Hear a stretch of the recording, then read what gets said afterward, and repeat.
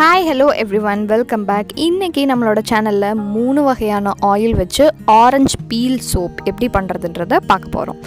இது எப்படி பண்ணுறதுன்றதை பார்க்கறதுக்கு முன்னாடி நம்மளோட சேனலில் ஃபர்ஸ்ட் டைம் நீங்கள் பார்க்குறீங்கன்னா மறக்காமல் சப்ஸ்கிரைப் பண்ணிக்கோங்க. பக்கத்தில் இருக்கிற பெல் பட்டனை கண்டிப்பாக கிளிக் பண்ணிக்கோங்க.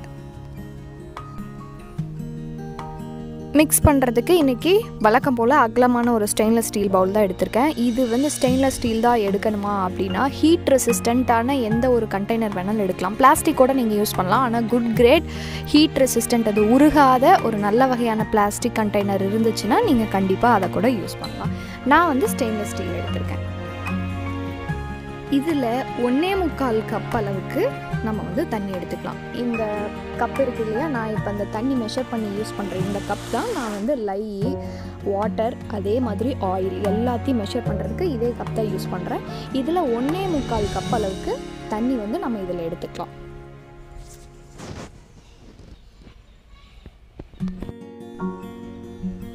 காஸ்டிக் சோடா பார்த்திங்கன்னா இதில் நம்ம வந்து 3 ஆயில் யூஸ் பண்ண போகிறோம். அதனால் இந்த காஸ்டிக் சோடாவோட அளவு பார்த்திங்கன்னா 3/4 கப்புக்கும் 1 கப்புக்கும் நடுவில் ஆல்மோஸ்ட் 85% ஆஃப் த கப் வந்து நீங்கள் எடுத்திங்கன்னா இந்த காஸ்டிக் சோடாவுடைய அளவு இந்த சோப்புக்கு வந்து கரெக்டாக இருக்கும். 3/4 கப்புக்கு மேலே எடுக்கணும். அதே மாதிரி 1 கப் ஃபுல்லாக நீங்கள் வந்து எடுத்துடக்கூடாது. 85 to 90% நீங்கள் வந்து எடுக்கலாம். இதை நம்ம வந்து எடுத்துகிட்டு கொஞ்சம் கொஞ்சமாக நம்ம வந்து இந்த தண்ணியில் வந்து ஆட் பண்ணி நம்ம வந்து இதை வந்து மிக்ஸ் பண்ணணும். கொஞ்சம் கொஞ்சமாக நம்ம வந்து இதை ஆட் பண்ணி மிக்ஸ் பண்ணும்போது இதில் வந்து நல்ல ஹீட் வந்து ப்ரொடியூஸ் ஆகும். ஸோ நம்ம வந்து கிராஜுவலாக இதை வந்து மிக்ஸ் பண்ணிக்கலாம். என்னோடய நெக்ஸ்ட் வீடியோவிலேருந்து நான் வந்து காஸ்டிக் சோடா எவ்வளோ எடுக்கிறேன், தண்ணி எவ்வளோ எடுக்கிறேன், அதே மாதிரி ஆயில் எவ்வளோ எடுக்கிறேன்ற மெஷர்மெண்ட்டையும் கொடுக்குறேன். அதே மாதிரி cup measurement, weight measurement, cup measurement ரெண்டையுமே நான் வந்து தனித்தனியாக கொடுத்துட்றேன். ஜஸ்ட் இன்கேஸ் யாருக்காவது அதை யூஸ் பண்ணுறனா கூட நீங்கள் வெயிட் மெஷர்மெண்ட் வந்து யூஸ் பண்ணுறனா கூட யூஸ் பண்ணலாம். நான் வந்து ஈஸியாக இருக்கணுன்றதுக்காக கப் மெஷர்மெண்ட்டையும் நான் வந்து சொல்லிடுறேன். இப்போ பார்த்திங்கன்னா நம்ம காஸ்டிக் சோடா எல்லாத்தையும் உள்ளே ஆட் பண்ணியாச்சு. ஆனால் இந்த காஸ்டிக் சோடாவில் மீதி வந்து நிறையா ஃப்ளேக்ஸ் வந்து கீழே வந்து ஸ்டாக்னண்ட் ஆகி இருக்குது. பார்த்தாவே உங்களுக்கு தெரியும், ரெசிடியூஸ் வந்து நிறையா இருக்குது. இது வந்து நம்ம இப்படியே வந்து விடக்கூடாது. இது இப்படி விட்டோன்னா அந்த சோப்பில் போய் அது ஸ்டக் ஆகி கடைசியாக நமக்கு வந்து ஸ்கின் இரிட்டேஷன் வரதுக்கான வாய்ப்பு இருக்குது. ஸோ எவ்வளோ நல்லா நம்மளால் மிக்ஸ் பண்ண முடியுமோ அவ்வளோ நல்லா நம்ம காஸ்டிக் சோடாவை வந்து இந்த தண்ணியில் வந்து மிக்ஸ் பண்ணிக்கணும். அப்போவும் நம்மளால் ஒரு சில ஃப்ளேக்ஸ் எல்லாம் மிக்ஸ் பண்ண முடியலன்னா இதை வந்து நம்ம இந்த சூடாக இருக்கிற இந்த தண்ணி வந்து ஆற விடுவோம் இல்லையா, அது ஆறுனதுக்கப்புறமா நம்ம வந்து அதை வடிகட்டி எடுத்துக்கணும். அந்த ஸ்ட்ரெயினர் யூஸ் பண்ணி நல்ல ஒரு மெலிசான துணி கூட நீங்கள் யூஸ் பண்ணி ஸ்ட்ரெயின் பண்ணலாம். ஆனால் அதை வேறு எந்த பர்பஸ்க்காகவும் யூஸ் பண்ணக்கூடாது. ஸ்ட்ரெயினர் மட்டும் இல்லை, சோப் மேக்கிங்க்கு நீங்கள் பயன்படுத்துகிற எந்த ஒரு பொருளையும் வேறு எதுக்காகவும் பயன்படுத்தாதீங்க. இப்போ இந்த சொல்யூஷன் வந்து நல்லா வந்து ஹாட்டாக இருக்குது. இதை வந்து நம்ம நார்மல் டெம்பரேச்சர் வர்ற வரைக்கும் நம்ம வந்து இதை ஆற விடணும். இது ஆறுனதுக்கப்புறம் ஒரு 20 நிமிஷம் கழித்து ஆறுனதுக்கப்புறம் நான் வந்து ஒரு ஸ்ட்ரெயினர் யூஸ் பண்ணி நான் இதை வடித்து வச்சுருக்கேன். ஜஸ்ட் ரெசிடியூஸ் இருக்கக்கூடாதுன்றது. இதில் என்ன ஆயில் நம்ம மிக்ஸ் பண்ண போகிறோம் அப்படின்னு பார்த்தீங்கன்னா 1/2 கப் அளவுக்கு ஆலிவ் ஆயில், 2 டீஸ்பூன் பாதாம் ஆயில், 6 கப் தேங்காய் எண்ணெய். இதுதான் இதில் 3 வகையான ஆயில். இந்த 3 ஆயில் தான் யூஸ் பண்ண போகிறேன். 1/2 கப் ஆலிவ் ஆயில், 2 டீஸ்பூன் பாதாம் ஆயில், அதே மாதிரி 6 கப் அளவுக்கு தேங்காய் எண்ணெய். இந்த ஆயிலையும் லையவும் நம்ம வந்து நல்லா பிளெண்ட் பண்ணிக்கலாம். இதை வந்து ஒருத்தங்க என்கிட்ட கேட்டிருந்தாங்க, என்னென்னா இந்த ட்ரேஸ் கன்சிஸ்டன்சி வராமல் நம்ம மூலில் போட்டால் என்ன ஆகும் அப்படின்னு கேட்டிருந்தாங்க. ட்ரேஸ் கன்சிஸ்டன்சின்றது இந்த மாவு பதம் வந்தால் தான் போடணும்னு நான் சொல்லியிருக்கேன் இல்லையா, அது வந்து வராமல் நீங்கள் போட்டிங்கன்னா என்ன ஆகும்னா ஆயில் தனியாக நிற்கும், மிக்ஸ் ஆன அந்த சோப்பு தனியாக இருக்கும். ஸோ சோப் வந்து சரியாக செட் ஆகாது. இதுக்கு வந்து ரொம்ப முக்கியம் அந்த ட்ரேஸ் கன்சிஸ்டன்சி தான். ஸோ நல்லா வந்து இது அந்த கன்சிஸ்டன்சி கரெக்டாக வரும்போது நீங்கள் அந்த மூலில் போட்டிங்கன்னா ரொம்ப பர்ஃபெக்டாக இருக்கும். இப்போ பார்த்திங்கன்னா எந்த ஒரு ஆயிலோட ஸ்ட்ரீக்ஸுமே இல்லை. இது ஒரு லைட்டான ட்ரேஸ் பதத்துக்கு வந்து வந்துடுச்சு. இதில் பார்த்திங்கன்னா நான் கலருக்காக என்ன யூஸ் பண்ணுறேன்னா 1 டீஸ்பூன் அளவுக்கு மஞ்சள் தூள் ஆட் பண்ணுறேன். மஞ்சள் தூள் ஆட் பண்ணால் சோப்பு வந்து மஞ்சள் கலரில் தானே வரும் அப்படின்னு நீங்கள் கேட்கலாம். ஆனால் மஞ்சள் தூள் அதிகமாக ஆட் பண்ணிங்கன்னா சோப்பு ப்ரௌன் கலரில் வரும். நான் இதை வந்து எதுக்காக ஆட் பண்ணுறேன்னா ஆரஞ்சு பீல் சோப்பில் எனக்கு அந்த பீச்சிஷ் பிங்கிஷ் ஆரஞ்சு கலரில் வந்து எனக்கு வேணும். அதுக்காக நான் வந்து 1 டீஸ்பூன் அளவுக்கு மஞ்சள் தூள் இதில் வந்து ஆட் பண்ணுறேன். உங்களுக்கு வேண்டாம்னா இதை வந்து நீங்கள் ஸ்கிப் பண்ணிக்கலாம்.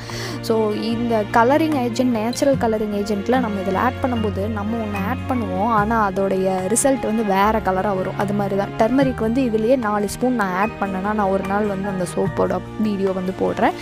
ப்ரௌன் கலராக வரும், எல்லோ கலரில் அந்த சோப் வந்து வராது. ஸோ இந்த டர்மரிக் ஆட் பண்ணிவிட்டு நான் ஓரளவுக்கு மிக்ஸ் பண்ணிக்கிட்டேன். அடுத்தது வந்து ஆரஞ்சு பீல் பவுடர். இந்த பவுடர் வந்து நான் வந்து கடையில் வாங்கினது தான்.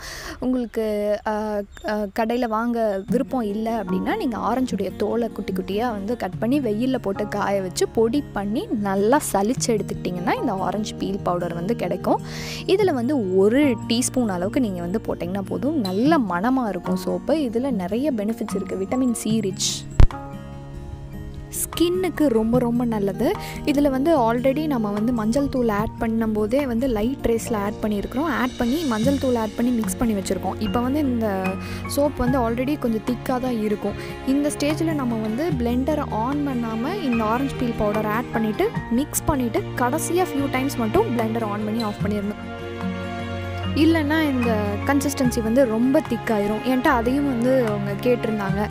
எக்ஸ்ட்ரீமாக நான் ரொம்ப ட்ரேஸை தாண்டி ரொம்ப நேரம் பிளெண்ட் பண்ணிட்டேன்னா என்ன ஆகும் அப்படின்னா ஒன்றும் ஆகாது, இது ரொம்ப திக்காயிரும். உங்களால் வந்து டைரெக்டாக நான் மற்ற சோப் வீடியோஸ்லாம் நான் காட்டுவேன் இல்லையா, போர் பண்ணுவேன், அந்த மாதிரி பண்ண முடியாது. இதை நீங்கள் வந்து கையில் ஏதாவது ஒரு ஸ்பூன் வச்சு நீங்கள் வந்து அதை மோல்டில் போட்டால் தான் உண்டு. ஸோ கரெக்டான கன்சிஸ்டன்சியில் இருந்ததுன்னா அது கன்வீனியண்ட்டாக இருக்கும் உங்களுக்கு ஊற்றுறது. மற்றபடி இது சோப்புடைய குவாலிட்டிலேயோ எந்த ஒரு விஷயத்துலையும் அஃபெக்ட் பண்ணாது. நீங்கள் கொஞ்சம் ஈஸி டு யூஸாக இருக்கும். இது எப்போ ரொம்ப கேர்ஃபுல்லாக வந்து நம்ம பண்ணணும் அப்படின்னா உள்ளே வந்து ஏதாவது ஒரு இன்க்ரீடியண்ட்டு ட்ரை இன்க்ரீடியண்ட் ஆட் பண்ணுறோம் இல்லையா, அந்த மாதிரி டைமில் நம்ம ரொம்ப கேர்ஃபுல்லாக இருக்கணும். ஏன்னா நம்ம அது திக்காகிறதுக்கு அந்த ட்ரை இன்க்ரீடியண்ட் ஆட் பண்ணுறோம், அதுக்கு மேலே நம்ம அது பிளெண்ட் வேறு பண்ணுவோம்.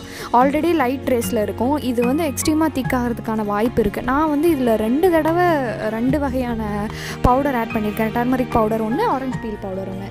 இது ரெண்டையுமே வந்து நான் பிளெண்ட் பண்ணியிருக்கேன். ஸோ இது கொஞ்சம் திக்காகவே ஆயிடுச்சு, அதனால தான் நான் வந்து ஸ்பூன் யூஸ் பண்ணி போடுறேன். இப்போ இது எல்லாத்தையும் நம்ம வந்து மோல்டில் போட்டாச்சு. மோல்டில் போட்டதுக்கப்புறம் இதை வந்து நம்ம அன்ஈவனாக இருக்குது இல்லையா, இதை கொஞ்சம் ஈவனாக்கிறதுக்காக நல்லா டேப் பண்ணிக்கலாம். நம்ம வந்து லைட்டான கரெக்டான ட்ரேஸ் கன்சிஸ்டன்சியில் நம்ம வந்து இதை போட்டிருந்தோன்னா இது கரெக்டாக ஃபிட்டாக இருக்கும். இது கொஞ்சம் திக்கான ட்ரேஸில் போட்டிருக்கிறனால இதை நம்ம நல்லா டேப் பண்ண வேண்டியது இருக்குது. இல்லைன்னா அந்த மேலே இருக்கிற அந்த லேயர் வந்து கொஞ்சம் அன்ஈவனாக இருக்கும். இதை டேப் பண்ணிவிட்டு நம்ம வந்து ட்ரை ஆகிறதுக்கு விட்டுடலாம். இது வந்து கிட்டத்தட்ட 12 hours கரெக்டாக நீங்கள் வெயிட் பண்ணிங்கன்னா போதும். சாலிடாக 12 hours நான் வந்து வெயிட் பண்ணேன். 12 hours அப்புறம் இது வந்து பர்ஃபெக்டாக ரெடி ஆயிடுச்சு. இப்போ பார்த்திங்கன்னா அந்த சைட்லலாம் விட்டுருக்கு பார்த்திங்களா, இதுதான் வந்து நமக்கு வந்து இண்டிகேஷன், ஓகே நம்ம சோப் வந்து மோல்ட்லேருந்து வெளியில் எடுக்கிறதுக்கு ரெடி ஆகிடுச்சு அப்படின்னு. இதை வந்து இப்போ நம்ம எடுத்துடலாம், அன்மோல்ட் பண்ணி பார்க்கலாம் எப்படி சோப் இருக்குது அப்படின்னு. இதில் இருக்கிற எல்லா இன்க்ரீடியண்ட்டுமே ரொம்ப சூப்பரான இன்க்ரீடியன்ட்ஸ். அண்ட் இது வந்து ஒரு சூப்பரான சோப் ரெசிபின்னு நான் வந்து சொல்லுவேன். தேங்காய் எண்ணெய் வந்து கிளென்சிங் ப்ராப்பர்ட்டி உள்ள ஒரு விஷயம். ஸோ அது பெஸ்ட்டு. அடுத்ததாக நம்ம ஆட் பண்ணியிருக்கிறது ஆலிவ் ஆயில். நம்மளோட ஸ்கின்னை நல்லா மாய்ஸ்சரைஸ் பண்ணி நரிஷ் பண்ணும். அடுத்ததாக என்னோடய most favourite sweet almond oil, அதாவது பாதாம் எண்ணெய். இது நம்மளுடைய ஸ்கின் டோனையும் காம்ப்ளெக்ஷனையும் இம்ப்ரூவ் பண்ணி கொடுக்கும். அது மட்டும் இல்லாமல் அதுக்காகவே நம்ம இன்னொரு விஷயம் ஆட் பண்ணியிருக்கிறோம், ஆரஞ்சு பீல் பவுடர். அது வந்து நம்மளுடைய ஸ்கேர்ஸு, நம்மளோட ஸ்கின் டோனில் இருக்கிற அன்ஈவன் ஸ்கின் டோன் எல்லாத்தையும் வந்து கம்மி பண்ணி நம்மளோட ஸ்கின் டோனை இம்ப்ரூவ் பண்ணும். இது மட்டும் இல்லாமல் கூடவே நம்ம வந்து டர்மரிக் பவுடரும் ஆட் பண்ணியிருக்கிறோம்.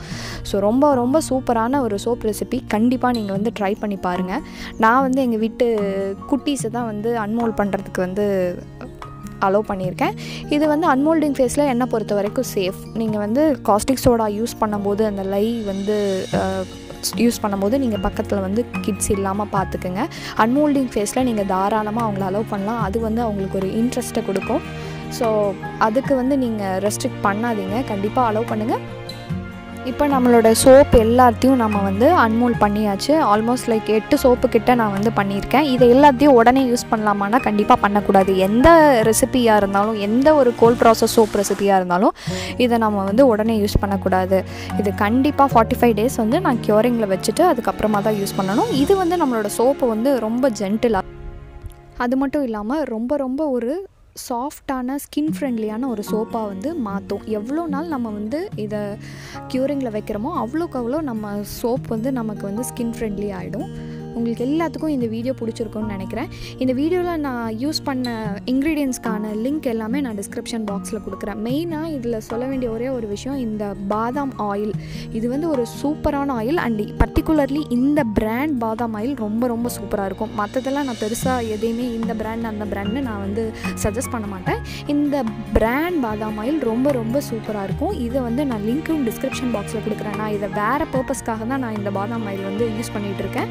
அண்ட் அதை நான் சோப் மேக்கிங்லேயும் யூஸ் பண்ணுறது வழக்கம். ஸோ எல்லாத்துக்கான லிங்க்கும் டிஸ்கிரிப்ஷன் பாக்ஸில் கொடுக்குறேன்.